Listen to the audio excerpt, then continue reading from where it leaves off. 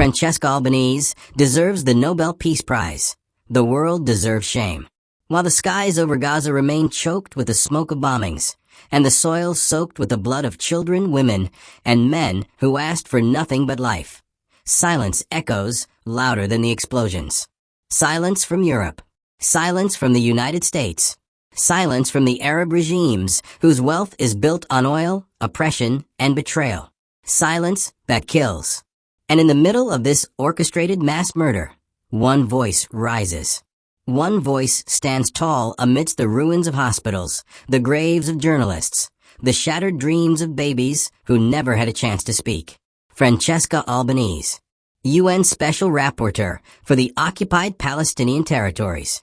A woman of integrity, courage, and relentless dedication to international law. A woman who dared to use the word that terrifies the West. Genocide. Yes, genocide. Not a conflict. Not a war. Not Israel defending itself, but the systematic annihilation of a people. And the world which once swore never again, now turns its back, plugs its ears, and scrolls on. Ursula von der Leyen speaks of shared values as she funds the flattening of refugee camps. Joe Biden supplies bombs and calls it support for an ally. Kamala Harris, the daughter of immigrants, smiles for the cameras while her administration supports the starvation of Palestinian children. Where is your humanity? You fund this slaughter. You excuse it. You enable it. And your hands are red, soaked in the blood of over 40,000 dead, over 70% of whom are women and children. Gaza is now a graveyard of dreams. A live-streamed genocide.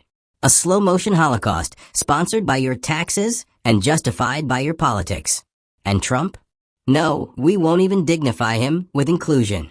He is the mirror of the worst in us. An open advocate of racism and apartheid.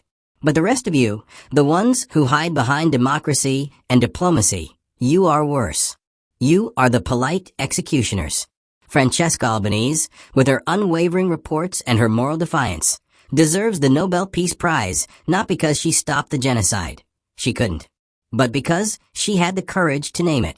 Because she stood alone where others bowed to lobbyists, oil, weapons deals, and political cowardice. The prize must go to the woman who dared to say, "A people is being exterminated, and the world watches. Let history remember who spoke, and let curse the names of those who stayed silent."